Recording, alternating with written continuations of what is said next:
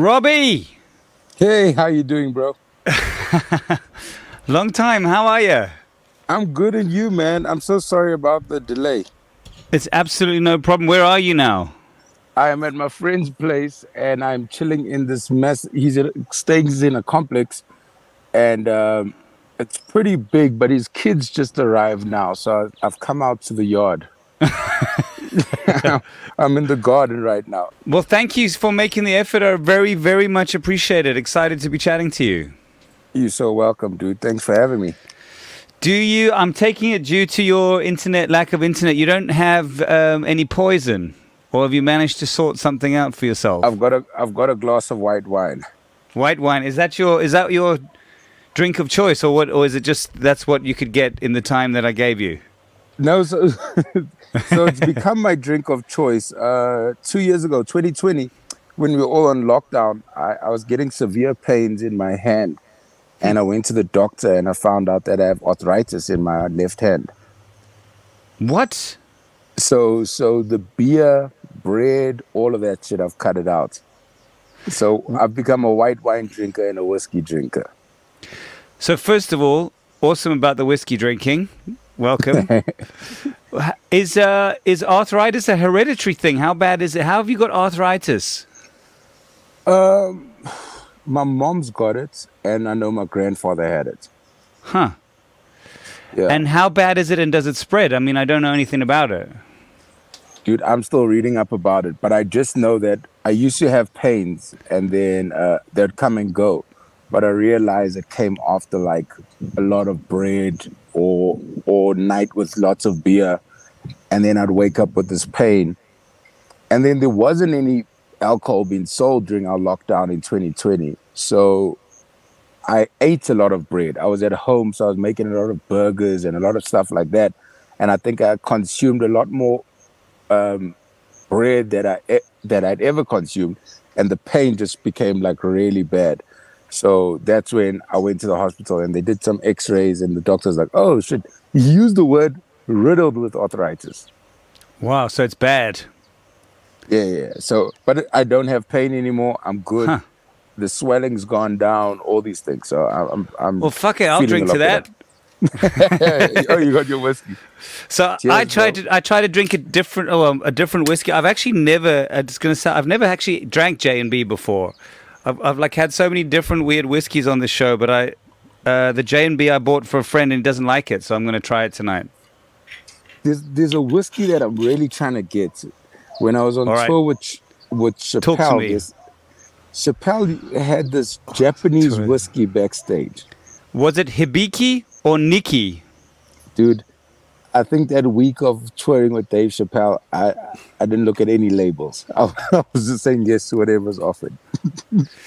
So I'll tell you, okay, well, we're going to get back to, even though the Dave Chappelle part is more important than the whiskey part, I'm just going to start with the whiskey part. So the Japanese make... Sorry, is my signal fine? Is my signal fine? Perfect, 100%. Okay, cool. No, you're fine to me. Okay, cool, then that's fine. It's working. So the Japanese make really great whiskeys, except they're crazy expensive. And I've got a friend who's a pilot who kind of smuggles them into the country, and sometimes I go to his house and drink them. But those fucking whiskeys from Japan are wicked. Those are... Okay, well, while we're there, talk to me about the motherfucking touring with Dave Chappelle. That is insane. Dude, I don't even know. You know when Dream... put it this way. Opening for Dave Chappelle or touring with Dave Chappelle. How did it happen? Start at the start. So Dave is very tight with Trevor. And from the time I moved up to Johannesburg 2010, Trevor was doing Daywalker. And Trevor had seen me the year before when I used to come up on the bus to Johannesburg every month. I started 2008. And then Durban comedy scene was just really bad at the time. And it has its ups and downs even now. But at the time, like, you do a gig maybe, you do a gig maybe twice a month. And most of the times you'd probably walk home with $100. And Tsepo Mokhale, he came to Durban and he was like, yo, man, you got to come to Johannesburg. You're wasting your time here. And so I'll go up, and there was a lot of talk about this guy, Trevor Noah. I had no idea who he was. At the time, he was on Strictly Come Dancing, which is South Africa's version of Dancing with the Stars. But in South Africa, if you get onto Strictly Come Dancing, aka Dancing with the Stars, that is a good thing for your career. It's not like how you see it in the UK and the States, where It's not the tail end. It's the front end still. For us, you get onto that thing, you're like, oh shit, things are going well. So I had seen him on that, and I know I heard a lot about him through my grand, because my grand loved him, and he won that year. And my grand always spoke about this guy, but she had no idea he's a comedian. Anyway, I come to Johannesburg. I'm telling you the long story. I come to Johannesburg, walk on stage, I see Trevor. This guy comes through. This is the Trevor I've been hearing about, but he's in a suit. He's come from a corporate. That night, he dies on stage. He bombs. And I was like, oh, fuck, why are we talking about What's this all the guy? fuss about? Yeah, but I'm also new in the game. I'm doing maybe a year and 2 months. So I'm not really understanding the beauty of dying. The next night, I see him do the same stuff, probably the same suit. And it was the most raucous show I've ever seen. Standing ovation. It was so crazy. And I was like, oh, shit. That's what it is. It was kind of cool to see so early in my career, because like, oh, dying is a process. Dying is exactly what it is. Did he change the show between those 2 days, or was it the audience that was different, or just the magic in the air? It's just the magic in the room. Like, I know that now, like, I'm going on 14 years of comedy, and I know those nights. I know that can happen to me in one night. I come from a room and it's terrible, and then you do the same shit, and it's like, yo, what just happened there? You know what I mean? Like, that's why with new jokes, you've got to give those new jokes at least 12 opportunities to shine, because you could be off, the audience could be off. There's so many different things that play to making a great show and making a bad show. I think so. It was just a great lesson, and from there we got cool. He was like, "Yo, this is dope," and we'd stay in touch. And then when he did his first one-man show, I came up and opened for him. And for years after that, I helped him like backstage, but I also opened for him as well. And when Dave came down in 2018, it was for the massive Global Citizens concert where Jay-Z and Beyonce came down. So Dave asked Trevor, he was like, yo, who do you recommend as an opening act? And Trevor was like, yo, you got to use this kid. And yeah, that's to answer the question. So crazy. For the long answer. So that was the thing. And it was just wild. I'd met Dave the year before in New York at the Comedy Cellar. I was just chilling. And that night was crazy. Like, Chris Rock had just jumped in. And then all of a sudden I see all the Roots. You know, the Questlove, everybody. This is my all-time dream, is to meet the Roots. That's my Dave Chappelle. Dude, but you know what's crazy is, like, celebrities get excited when Dave is about to rock up at a club. Like, it's not just the young comic from South Africa getting excited. Like, everybody's coming through because they're going, what's going to happen? That's how people were like for Eddie Murphy as well. They're like, he was the celebrity. Right. Yeah, everyone's got a crazy story about Eddie. And so Dave rocks up, and he's getting ready to do his 30th anniversary run at the Radio City Hall, which starts the next night.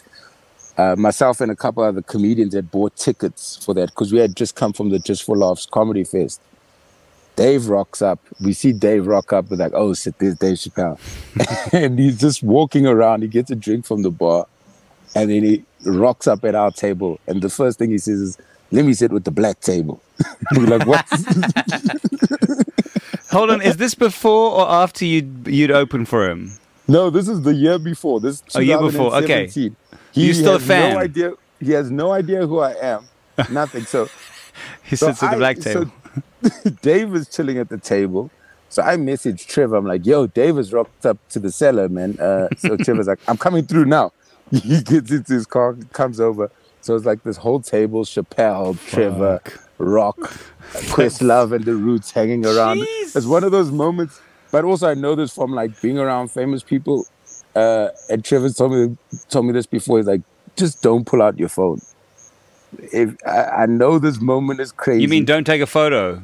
don't like, we took a photo at the end because Yeah. a friend of ours, Wilson Vince, he asked asked Dave if we could take a picture.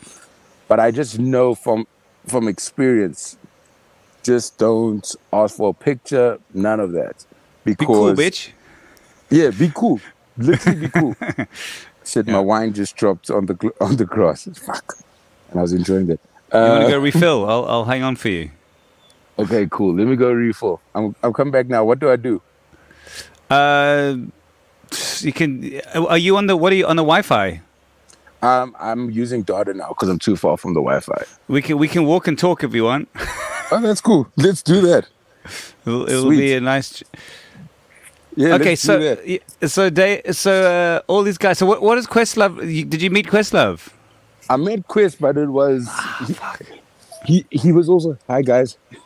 So he's also like, he had just come from filming the Tonight Show, so you could see guys looked a bit tired and everything.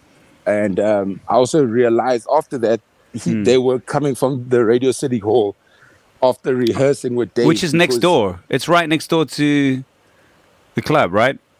Yeah, it's not far at all. It's not like, in New York terms, it's pretty close. You could walk if you wanted to.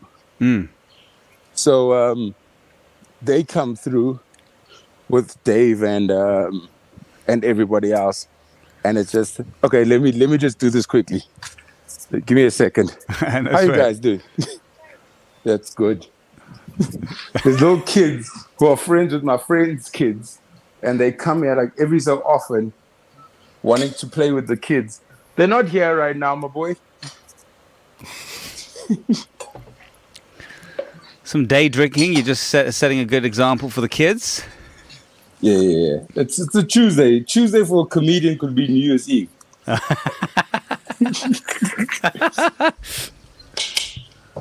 So sorry about this, dude. That's all good. I'm really chill. wanted to give.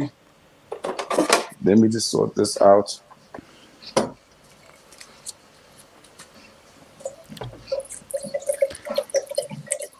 You can hear that. I can see it as well. I've got quite a good angle. I quite like it. Oh, snap. I'm going to take a little something out just to balance it, because that's not going to happen again. So you're at Trevor comes around. You've got all these legends sitting around the table, and you're saying to yourself, "Don't take out your phone." Yeah. That's exactly where it's at. Trevor's told me, and just being around famous people, I've realized once the phone comes out, the coolness immediately evaporates. Yeah. Immediately, like there's no more trust in the room, and it's just kind of cold. So I'm seeing all of this happen, and they talking about the show. The room is packed now. The cellar's gone from being practically empty to packed. People have heard. People are in there. Comics are trying to get it, just get a sight of Dave. It's wild. And he goes on stage, and he does at least hour and a half off the cuff stuff. I'm not even downstairs. I can't even get in. So Trevor messages me and he's like, "Yo, you can take my place. I've got to go home," because he's shooting the Daily Show the next day, and it's pretty late now. It's at least it's pretty much after 1 a.m. Dave's still on stage, and I go down and I catch the last 20 minutes. By then he's just freestyling, and there's a lot of silences, and then a big like applause, and like people lose their mind. And then there's a lot of deep thought to it. And he's doing Dave, like, I think he's just getting through what he has to do, trying to find the meat of the joke, but also still stick to what he's trying to. You're seeing him explore. He's riffing and jazz. You're kind of watching him do jazz, right? Pretty much. Like, I won't call it bombing, but but it wasn't that pound for pound, like, punchline every 15 seconds, that kind of stuff. But it's deep, man. The homie's saying things, cigarette after cigarette. What are you as a comic taking in? What do you, in watching that? What are you ingesting for yourself? It's a tough one because you trying to take in everything that's happening on stage, and as being a massive fan of Chappelle, it's that. But when you've watched a person so many times, you get to a point where you start studying it, where you're going, hey, look how he moves there. You know, this is a masterclass. Look, this is a person who's been doing comedy from the year I was born. You know, Dave started in 1987. It's nuts. So, like, you're watching the way he moves, and then I'm watching the audience as well, just to see, because he's not getting all those laughs or the stuff that I grew up watching him. Like, when you see a special, it's after 500 times been performed. But it's cool seeing the growth of it. I love that stuff. I'm a big fan of biographies where people tell me about how they made the album or how they got to a certain position. Like the end, the outcome of hard work is not as appealing to me anymore as the actual hard work and the journey of it, the process, and that for me, like, the journey is so special, because you're just seeing everything happen in front of you. And I feel like the lessons are more there for me as a comedian, and also just watching other people's careers. So Dave eventually ends, and it's there, he's chilling, and then the night gets a bit crazy, and they leave. And I remember the first thing, I remember him saying goodbye to us, and then I remember him just pulling out $100 and giving a guy asking for money. And I was like, oh shit, okay. I was like, there's Dave. Wow, that's also cool. Yeah, I think that was the cool part of it, where you're looking at your idol, but your idol's also looking at you with intrigue. How do I learn from these kids? These are young comics chilling in the comedy cellar. What's happening here? You know what I mean? And it's such a cool thing to just see the humility, but also it's so cool just to see a comedian is the thing about a comic, like the thing Dave Chappelle is going through. The comic who's been doing it for a year is feeling those things. It's just on different levels. You know what I mean? It's on massively different levels, but it's also the talent might not be the same in the experience, but those emotions a comic is going through, doesn't matter where you are, you're not exempt from it. That's why you always hear Eddie Murphy saying, like, I'm not going on stage because I know how much shit needs to happen before I can write Delirious again or Raw.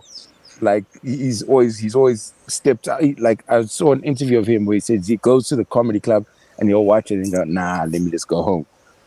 Because you know all the shit that's going through, bro. Like, as a comedian, you know those emotions that you're gonna have to tackle and everything else. So it's real. It's very humbling, because it's also cool to see, because you know that. And just seeing Dave on stage and like Chris Rock, you also go, I'm always going to be trying to find the better joke or the better me in the joke. That shit's not going to stop. Like, if these guys are still trying to figure it out, and they've pretty much done everything, like, who am I? 14 years. What is that? Fucking comedy exhausting, bro. Sorry, bro. So so that was where you kind of half met him for the first time. Then a year goes by, and you get a call from. I get a call from Trevor. Yo, Dave says you can open for him. What? Okay, let's do it. Fly to Cape Town, meet up with Dave. So you meet it, because I'll tell you something. In the music world, like when in the cassette days, I supported Pink. I mean, we supported some really big stars, but you don't get to meet them most of the time, except for the very rare exception. You're put in a different box. You go on stage, do your performance. You shuffle off, they shuffle on. If you get to meet them, it's fluke. Right. But you're saying you get there, you're in Dave's dressing room having a chat about what? Your set? So this is the thing. Before I go on stage, I'm there very early. I'm there so early the sun is up. The show's at 8:30. But my call time was so early that the sun was still up. But I don't care. I actually want to see everything. Dave's manager, Cena, I see him talk to the staff because Dave locks up the phones. And he's like, yo, I think they gave the rules of no, and they write it down. And it's South African audiences are awesome, but we don't have those strict rules that you hear about in the States or in the UK. Sorry, what does lock up the phones mean? You have to leave your phone at the door. Oh no! So there's a pouch. They lock up your phone, and you can keep your phone on you, but you can't use it. If you need it for any emergency or whatever, you have to leave the theater or arena. And then they unlock it, go make your call, and then you can come back in. Is that a common thing, or is that a Dave Chappelle thing? A lot of people have started doing it after he did it. Wow. Okay. I think he's not a fan of the social media world at all. So I'm seeing this guy give the talk, and it's that thing of any heckling. There's unless Dave works with it and makes it part of the show.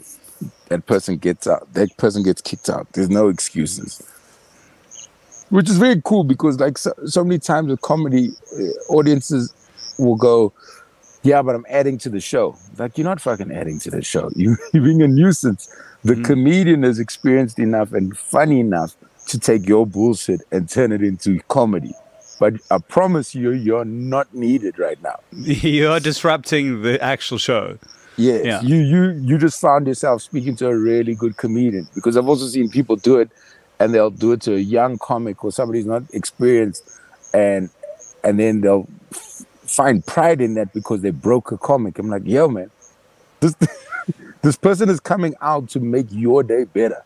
Why on earth would you ruin their day and make them feel shit where they can't even sleep because you and your buddy think you're funny? Like, what the fuck is this? Like, comedians, so many of us, and even as musicians, you love the thing. You do how many gigs for free just to get that one good paycheck, and so many comics I know when a gig is free or when a comic isn't getting paid, and they just want to do it because they love it and practice jokes.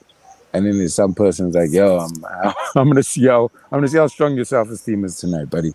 So yeah, I saw that. I saw the sound check happen, and then the room starts getting full, and then Dave rocks up. And just before, I'm sharing a dressing room with Dave's DJ. Just before that, they're like, Dave wants to meet you before you go on. And then I try to remind him about the cellar, but I could see he's been at the cellar for so many years. It wasn't quite clicking.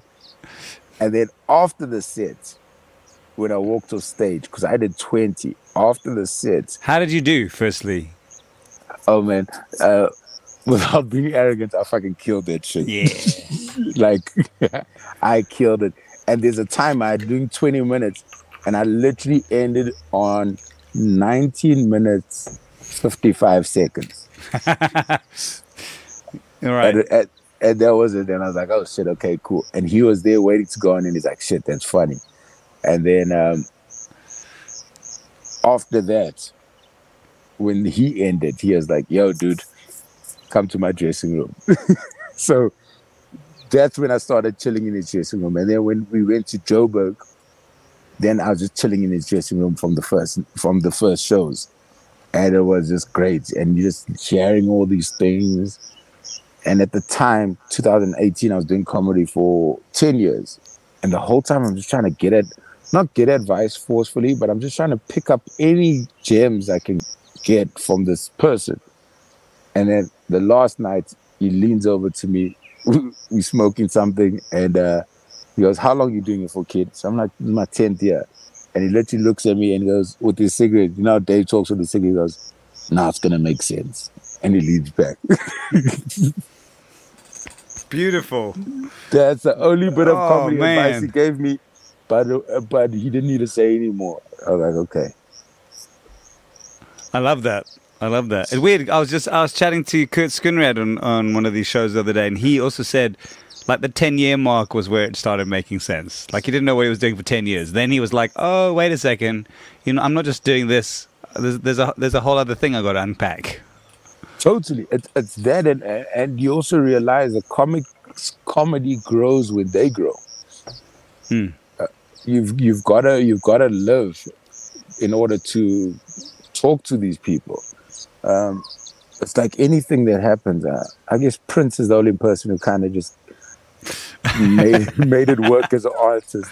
Yeah. But where you can literally just disappear and not be around any normal civilians and still be dope. Yeah, but Prince like, was that guy. Yeah, Prince somehow made that shit work. Prince and Michael. And do you think... so is Dave one of those people? Or, I mean... Dumbass, do you have Dave Chappelle's number in your phone? Could you call him or email him? Could you contact him if you wanted to? I could call him now. Oh, wowzer. But that's a phone number I feel to abuse. No, and I'm sure you do. But what I'm getting at is it's a very specific type of person who's extremely generous to give the number out to the person who support, like the support artist, especially at the level that he's at, because he is Prince level when it comes to comedy, right? Oh yeah, totally. Dave's it's such a crazy thing because the thing that made Dave seem like he was crazy for, like when people hear somebody walking away from $1 million, you crazy. 50 million, that's another thing. And it's more than 50 million with rights and all that stuff and masters to the work he produced.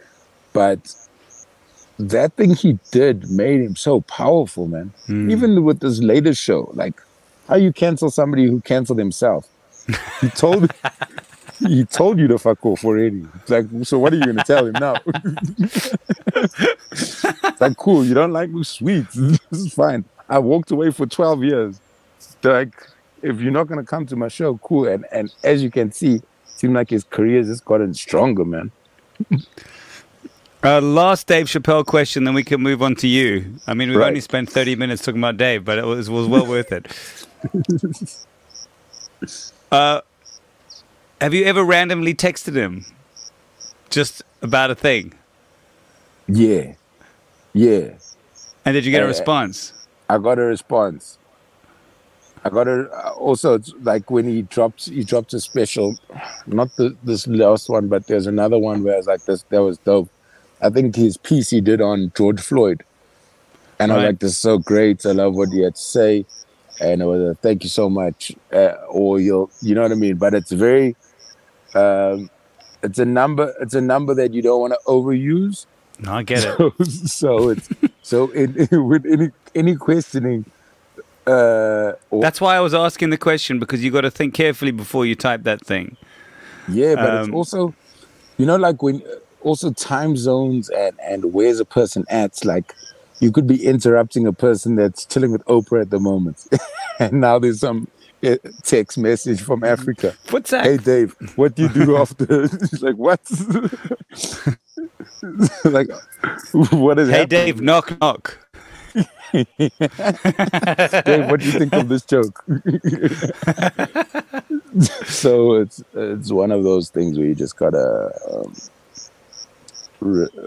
respect it, but if needed, then yes. Even with Trevor, as tight as I am with Trevor, there's still a respect of I'm not gonna abuse this thing. I know that he's in a different Everybody wants world. a piece of Trevor, yeah. Yeah, man, and I'm sure, like, I get from just my association with Trevor, professionally, I'll get messages from random people. Yo, can I book Trevor for this thing? It's a year-end function for this company. Like, yo, man, I literally tell them I'm not even.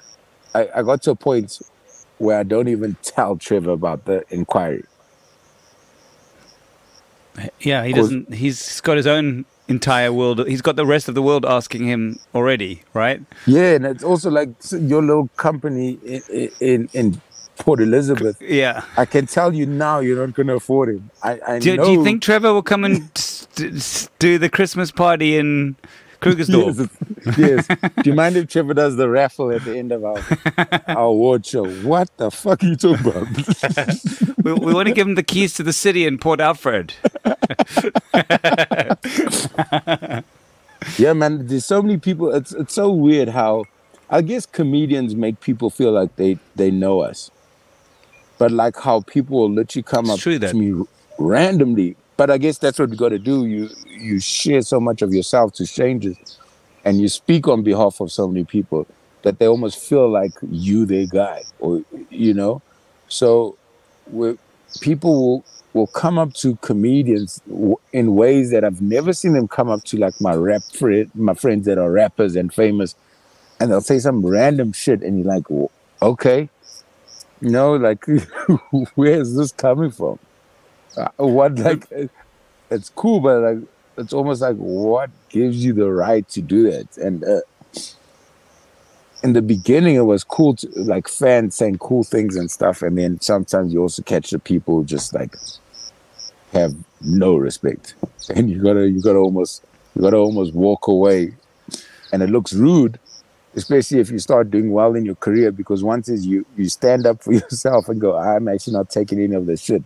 Then they go, you got attitude, like, nah, actually you're rude, and I'm with my family right now, and you're trying to tell me about something that I could do better on stage, or whatever it is, or trying to badmouth another colleague of mine.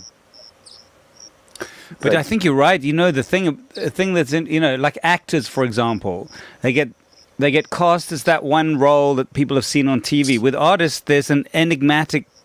They sort of come on stage, they do some magic, they waft off. Comedians come on and talk smack on the stage as if they're your buddy and tell you, your wife's this and your sister's that type of shit. So maybe the relationship is like the actor you saw on TV, the guy from Friends. You think that, what's his name, Schwimmer is that guy. So if you see him on the street, you treat him like that guy instead of like a mega superstar actor in the world. But you see, it's also the other thing of, so like David Schwimmer. I don't know how I forgot that name. I went for the most obvious thing and forgot his name. Great.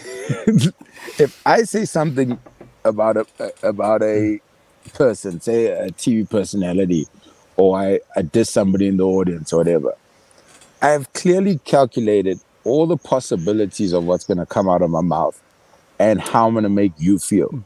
But the craft of comedy is invisible. Like, this is the magic that you have is it looks like you walk on stage, talk some shit. You know the time and the crafting and but to the guy who's coming in who's being the heckler, it's no fucking idea. He just thinks, oh, this dude's coming in doing knock-knock jokes. I could do that. I've just chosen not to. Right, totally.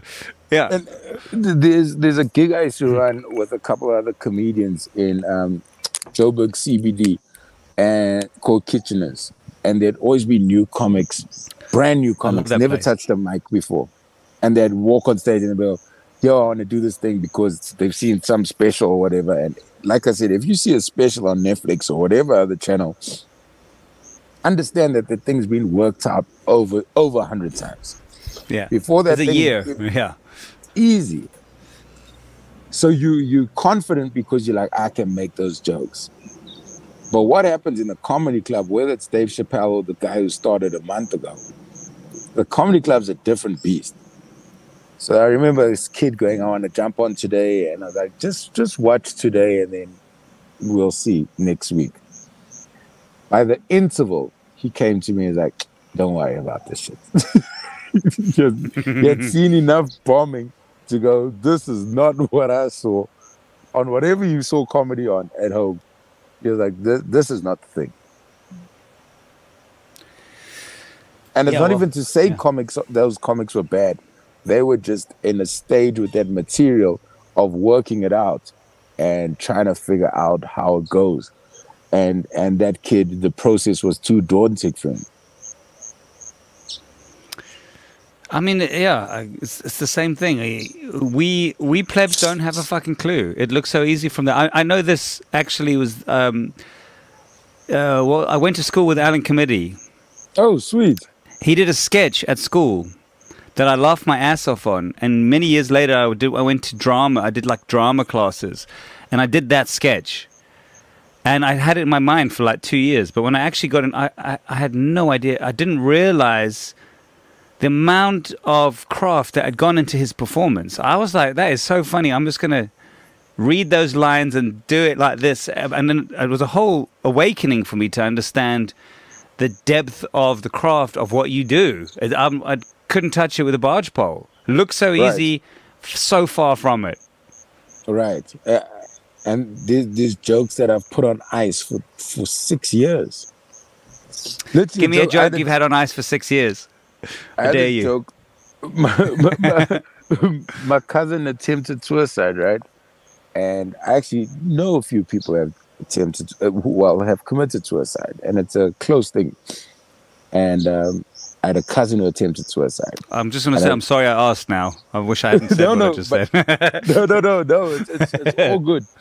And the joke was that my cousin is no longer trusted at home because life is now difficult for him because he tried to commit suicide and he can't do anything because we just don't trust him with anything. Like making tea for himself, and we're always like, no. So that was a joke. And I did it the first time and it worked. Next time I did it, bombs. So I'm like, what? But it worked. Do it again, bombs. Do it again, bombs. Do it again, bombs. And I do it 6 times. And I'm like, fuck, I don't know what's happening. I'm doing it exactly how I did it the first time. But it's just not working. I put it on ice. Years later, 6 years, I look at my comedy book and I'm like, oh, this joke. And I do it. But I realized I do it and it works. It works again and it starts killing and becomes a favorite in my set. And I realized what was wrong was that I wasn't over it. I wasn't smiling when I was saying it. So the audience weren't being assholes. They're going, yo, you look like you're still dealing with this shit. You're not going to be laughing at your cousin who tried to kill himself. That's serious. You need to go deal with and process this shit before you come and tell us and try and make us laugh of it.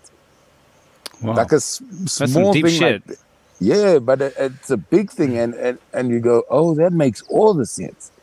I was smiling and laughing and realizing that my cousin's fine now and I can laugh about it. We can laugh. I can laugh about it with my cousin even before I tell the audience.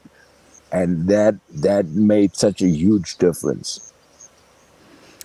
How do you then, and I'm not putting this on you, I'm just saying, like, I'm thinking about guys like Richard Pryor who just was dealing with this shit on the stage.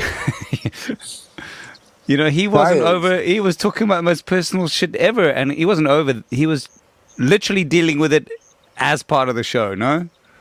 Pryor is king with that. When it comes to vulnerability, nobody touches Pryor. Yeah.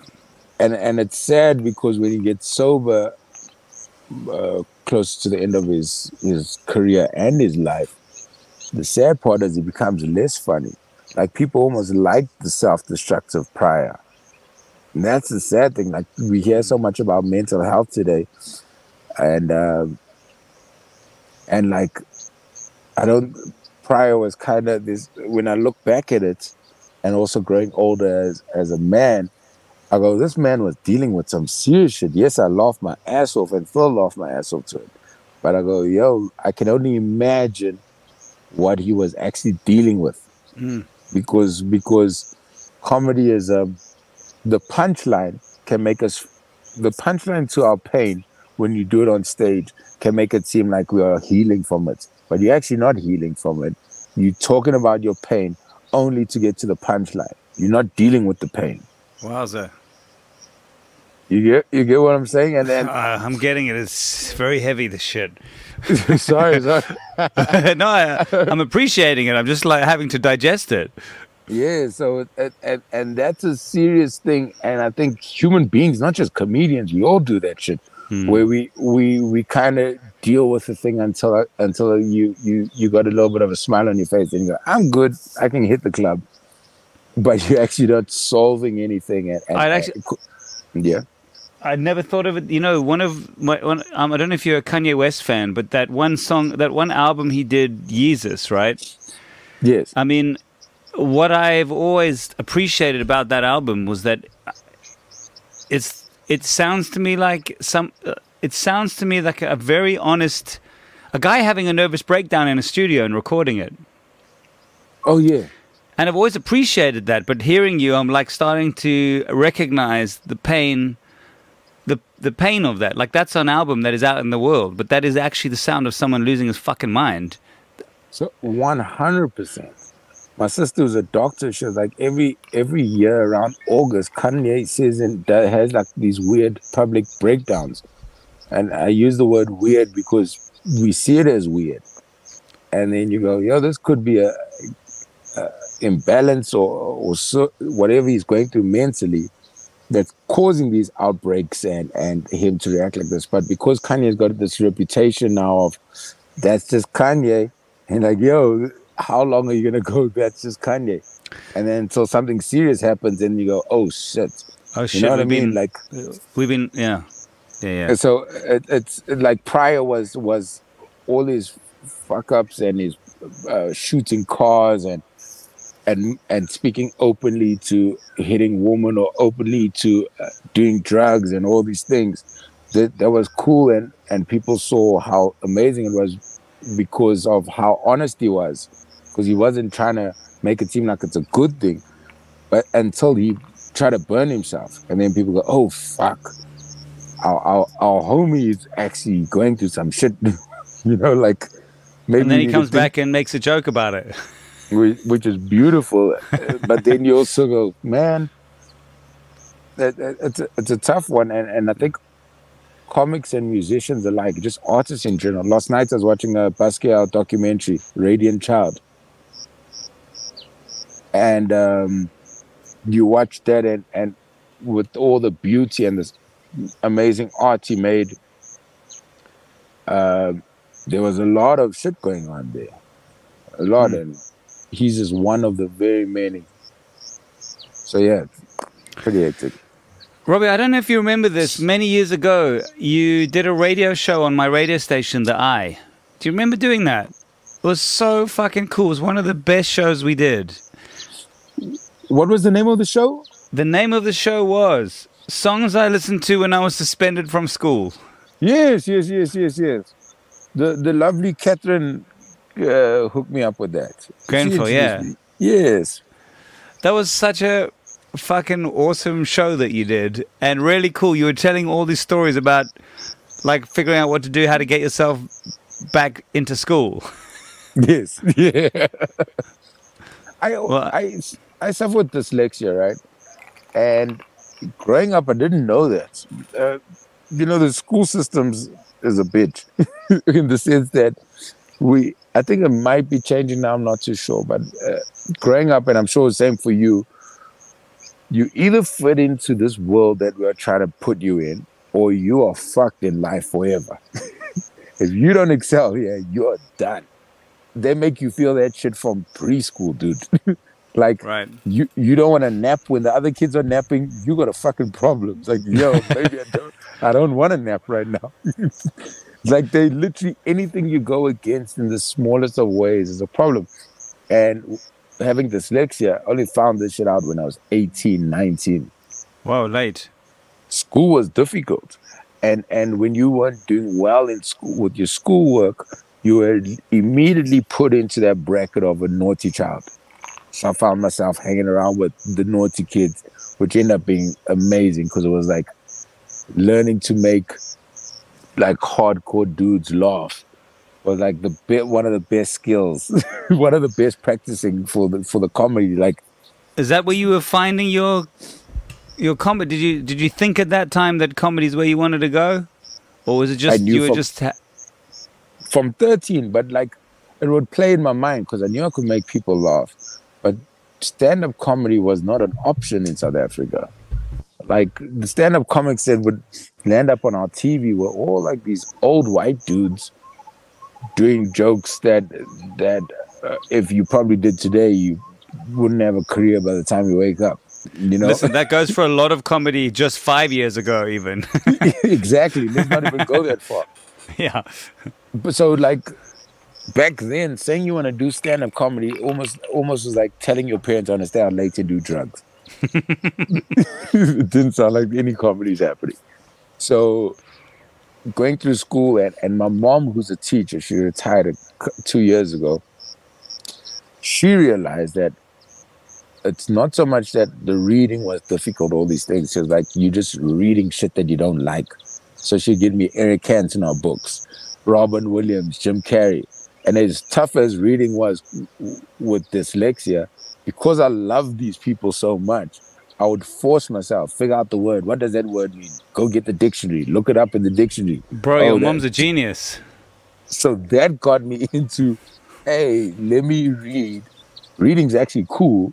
It's just this, you're making me read about fucking clouds and shit. I don't want to read about clouds. Columbus, whatever that shit is called. I don't want to know about those things. So I want to know about Robin Williams. So Robin, yeah, exactly.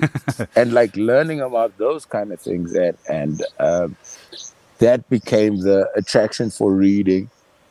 And the more I read, the more I figured out all these people like Robin Williams, Jim Carrey, these guys all did stand up. And I was like, oh, snap. And then the names, Richard Pryor would always pop up. And I was like, oh, okay, cool. And I watched everyone. I even watched Chappelle before I watched Pryor. What about Cosby? Cosby's storytelling, shit. Yeah. Yo, the story. He didn't even used to sit on a stool. He used to sit on like a school chair, flat foot, and like just talk for 2 hours and have them losing their shit. Like some of the most beautiful storytelling. And that's why I think Cosby's story is so sad. Like it's sad for the victims, but also sad because you go, this man did so much for the entertainment, black entertainment, whatever. And unfortunately, that's a legacy that can't even be mentioned now, which I totally understand. I won't give anyone a hard time for that. They have every right to go, hey, don't mention that guy. But like, it is sad when all that beautiful work can't even be witnessed. Like, I don't know how many people's kids will ever hear of Bill Cosby. That's true. The Cosby Show is a flawless, timeless show of life lessons, family lessons, and it's beautifully written, great comedy. But it's one of those things you're like, hey, man, like, can we even use this? I don't know. Yeah, interesting point. Shit. So, and do you how do you deal with dyslexia today? I mean, do you just learn? I don't actually know. How, as you grow older, does it get easier, or how do you read your notes, or what struggle with, or was it? It's a practice. So the more you read, the more you recognize words, the more it's easier to read. Like just looking at my screen now, and it's Robby Collins on "What's Your Poison." When I first looked at it earlier, I thought it said "What's your person," and what it simply is like my mind will move. I don't know if it's quickly or slowly, but my mind will go, that looks familiar to another word I know. So I'm going to fill in that other shit with nonsense that makes sense to my head. And then, like, I'm telling you, reading out in class, fuck, bro. I'd rather do brand new material in front of 5,000 people than read in front of anyone. And what was Durban like? Horrible. I mean, Durban must have been a tough place to come from to do comedy of all things. Durban was dope because growing up in Durban as a kid is great. The lifestyle, it's cheaper than Johannesburg. And it's also just, people have time. No one in Durban's rushing, man. People have time to ask you how you're doing. People have time to visit you and all those things. And it's a blessing now being in Joburg for 12 years where you look back at it and you go, like the sound of kids playing on the road. I don't know if it's just where the change of times or it's where I'm staying, but there are always kids outside. There's a beautiful thing about having kids around. Like kids are immediately, they are immediate, what's the word? They relaxing? No, they kids know how to ease a situation. Right. in everything. There's a thing about hearing a kid laugh or talking to a child. You can see like the most hardcore person talk to a kid and they'll somehow find themselves doing some silly shit or some silly voice because that kid has brought that out. And that's that. Kids are like, I read in Mandela's book, Long Walk to Freedom, he says the one thing they missed the most was the sound of kids. What do you mean when he was on Robben Island? When he was on Robben Island, Yeah. like, he didn't bring up woman. He's like the sound of children makes everything so much easier. The sound of children, and I think woman. That's why they say woman free before a certain time in a club. Because they know as soon as women disappear, you idiots are going to start being stupid. And they're not wrong. And they are not wrong at all, dude. and unfortunately, many men out there don't know how to deal when there's a woman out there as well, in the way they speak to her and all that other stuff. But it's a woman's presence and a child's presence. I don't know what it is, but they immediately calm situations down. Immediately. You must be feeling chuffed that live shows. How have you handled the last few years? And you've got shows coming up for once. Is that a big deal, or is it? It's a big deal, but it's also, lockdown for all of us, I'm sure even for yourself, like there's finding yourself and realizing I need to deal with more stuff. I also realized I was really depressed. And that's the thing I was talking about. Like we talk about things to get to the punchline. We don't deal with the actual damn thing. And then going, oh shit, okay, I'm gonna talk about that thing more. I'm gonna go and see something. Then I don't have to deal with it. and in the first 2 months of lockdown was the most depressed. Yo, man, I've never felt that depressed in my life before. It was hard. And then one day you wake up and it clicks and go, hey man, right now I've got an opportunity to work on some shit. The world said stop and work on yourself, Rob. let's do something. So I think that was important. But now the trick is, it's exciting that everything's opening, but now to maintain all that growth or that new lifestyle that you've learned while on lockdown, and figure out, okay, what can I bring into this new world? Because when the world opens up again, like how it has, shit can become a lot more difficult to deal with, just because there's so many things happening. That's all. There's so many things to deal with that it can make certain things a bit tougher.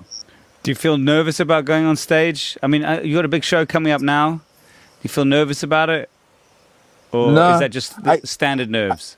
I get my nerves backstage like on the day, like any day of performance. I'm actually thinking now if I'm going to go to the comedy club after this or not. But because somehow last night I just started writing material like at 1 a.m. I was like, oh, hey, something just came to me and it got me flowing. So I want to work that out. But like the nerves are there, and then there's extreme nerves that happen just before. And it's weird. Like once you walk out and you just look at the audience, you're like, I've been in this situation before.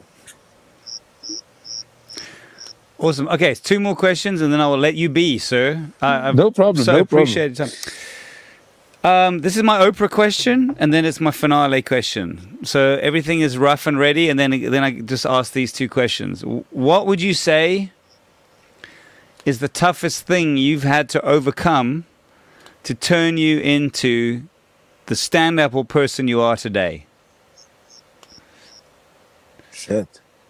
Yeah, I'll go deep just right at the end. I have to trick you, put a few drinks. It's cool. I feel like I've given you a very deep interview right now. Yeah, I like it. I'm loving it. I think it was to be comfortable with the unknown and comfortable with the uncomfort. When I dropped out of school because I knew I wanted to do stand-up.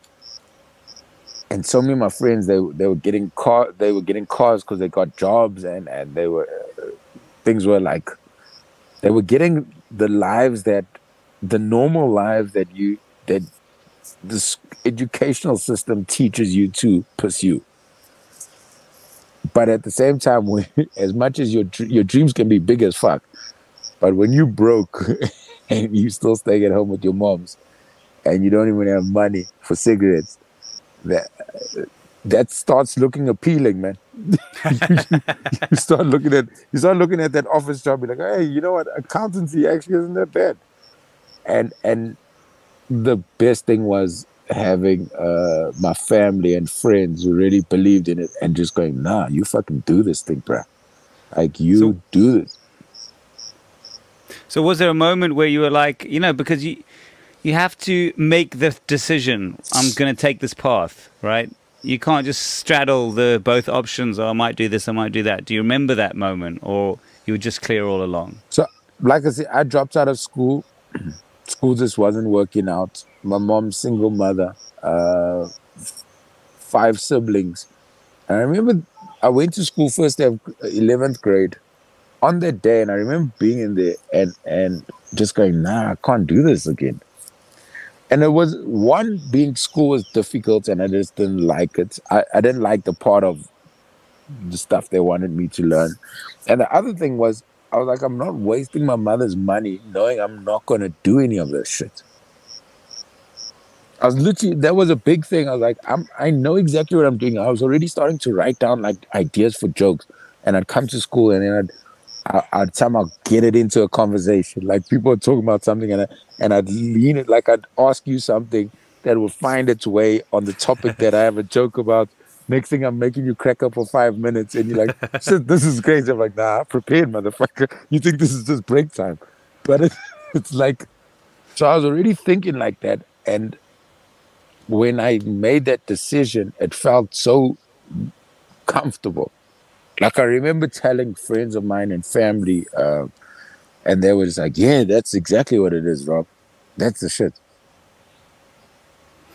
Amazing. And so what I was asking was that at that moment where you have been trying to get it off the ground, that's what you want to do. There's a paycheck to do something you hate.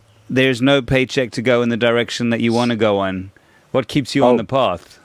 Believe me, I've had many weeks, not even days, weeks where I've gone, shit, I'm gonna get a job. Like, where money's not coming in and you go, fuck, man, I've done all these great things.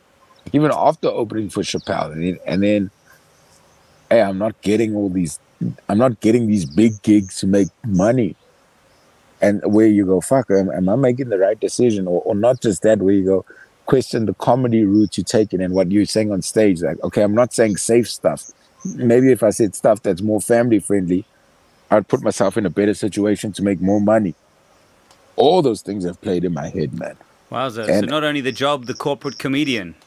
Yeah, the corporate thing, my mom had no clue about stand-up. She watched a lot of stand-up when I got serious about it. Like, I'd watched from Sam Kinison to Seinfeld to Pryor to Chappelle to whatever, dude. I remember one day, a weekend, I got all the Def Jam comedy tapes, and I literally, a whole weekend I watched it. And my poor mother's a very religious woman.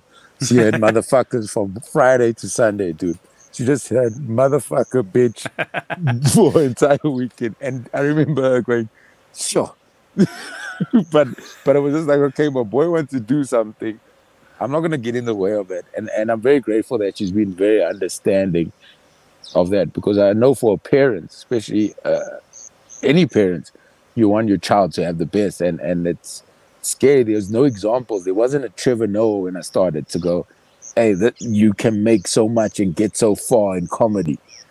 Like I said, saying you wanted to be a comedian back then was literally like, hey, I'm going to stay out late and do drugs. That's what it sounded like. So that was a huge thing. That was a huge thing, but also like a huge blessing.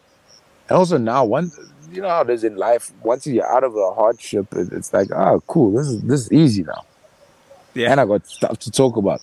Now, actually, after all that shit I went through, now I've got 20 minutes to tell you about that you're going to probably relate to. Dude, your mom sounds like an absolute, like a incredible person who shaped your career. You've brought it up a couple of times. Oh yeah, And, I'm very close to him, man. and also, bro, I just want to say I'm such a big fan of you and the work you've done, and also like fucking arthritis plus dyslexia. You're fucking Muhammad Ali, bro. Incredible. Oh, thanks, bro. Thank you. I'm glad. I'm very grateful that the and this is what I forgot it. This is what I was trying to tell you about my mom. I remember once being hella broke, and I called home. My mom's in Durban, and she goes, "Then what can you do to start making money in comedy?" So I was like, "Yeah, I don't get corporates and all the stuff." And then my mom just like, she shut me down so quickly. She's like, "Yo, when you spoke to me about doing comedy, you spoke about the Apollo, you spoke about New York, you spoke about other stuff. Not once did you mention corporates." So she's like, "Why are you chasing a dream that you've never had?" She's like, what are you're getting upset? And she said it to me. She's like, "Yo, if things get bad enough, just come back home. You're not going to die. You can still do comedy and your room is still here." It's like, "Yo, but why are you getting upset for some shit you didn't want?" I'm like, "Okay." And Bro, I love your mom. I love your literally mom. gave me fuel, and I was like, "Oh, there we go." And even when things are tough now, I go, "Oh no, if I'm making people laugh and I'm being real to me, the audience and the people will come around. The ones that don't fuck with you, they'll eventually come your side, or they just never will, and that's fine. There's way more people out there." Mm-hmm. Yeah, man. Robby, last question, then you can go. It's an easy one. Well, it's not actually an easy one. The last question is, can you recommend a guest for this? Like, now you get a vibe for what this is about. Someone whose story is phenomenal and needs to be heard. There's a kid by the name of Long John. Long John, he's from Zimbabwe. He's literally just won a competition with Steve Harvey. He goes to live in New York, the States, for a year. I'm not too sure whereabouts. This kid would take a taxi, and when I say taxi, because anyone from who's not from Africa, don't think of a yellow cab. They don't know what a taxi is. Yeah. Yes, this guy literally took a taxi once for 8 hours to an open spot. Do you have a contact number for him? I will send it to you. I will send Please it to you after this. And this guy, he's amazing, dude. Humble kid. He's tall. He's actually taller than me. If you see his height, you'll understand why they call him Long John. And he's hardworking, and things are working out for him really nicely. But his story is remarkable. I appreciate that. Robby, it's been such an honor. I appreciate your time so much. Thank you for coming on What's Your Poison. Dude, thank you so much. Thank you so much. I really appreciate it. And cheers, my brother. Cool. All the best for the new year. And to you, my man. I'll see you a lot in there. Sweet, Be watching bro. you.